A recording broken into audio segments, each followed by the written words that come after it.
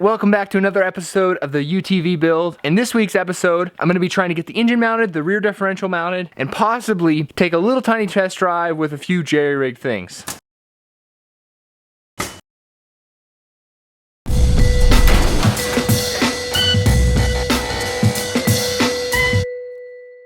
This is kind of what I'm thinking for engine mounting. The engine's gonna mount right here, where the drive shaft comes right through the center of the vehicle. I think I'll probably just cut the rear bracket off the motorcycle frame itself.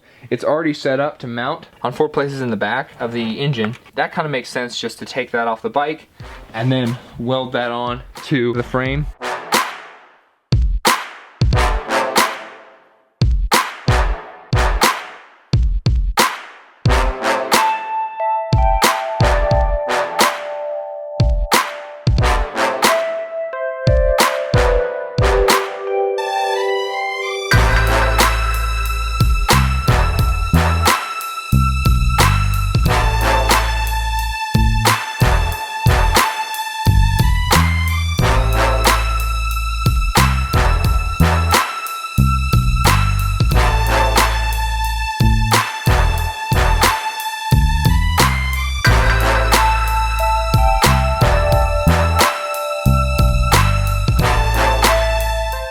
The engine kind of tacked in and mounted, and I've been taking some measurements, and this was something I was kind of worried about from the beginning. I thought I had about an inch of play in the drive shaft itself. I don't though, unfortunately. As I got in deeper here to this differential, I found out that I really only have about a ½ inch of play that's built into this. May have not been a problem, it may have been a problem, I don't know. But I think at this point, I'm just gonna scrap the idea of running that mower transaxle in the back of this thing.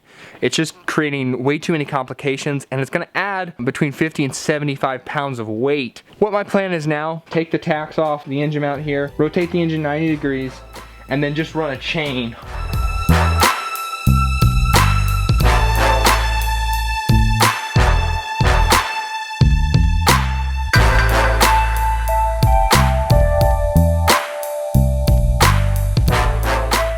After rotating the engine around, messing with different sprocket setups that I could do, the engine itself is really built for a U-joint.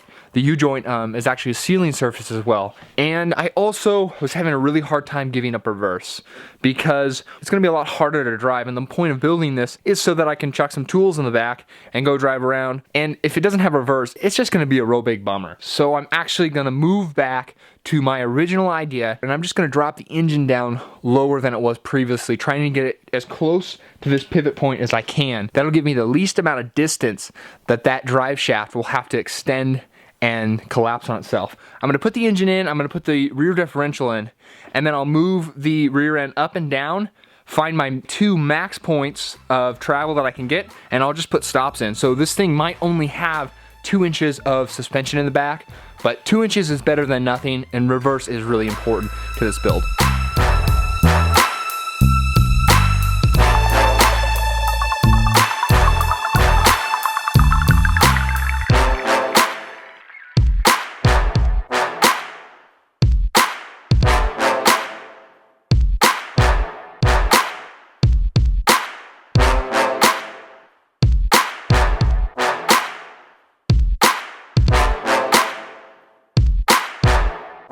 I got the engine placed where I want it. I dropped it a lot lower now, and I mean it is close. You'll have about a ½ inch of clearance right there between the rear end joint and the CV joint. But it's okay, that'll be enough. This is what I'm gonna go with, and if this breaks, then I will flip the engine around and go with just a chain. All that's really left to do on the engine is to rebuild this frame section a little bit, tie it back into here, and then finish up the front of the frame here so I can get that front engine mount in. Next week there'll be another video on this series, so be sure to subscribe if you want to see more on this build. Leave a like if you enjoyed this video. Thanks for watching.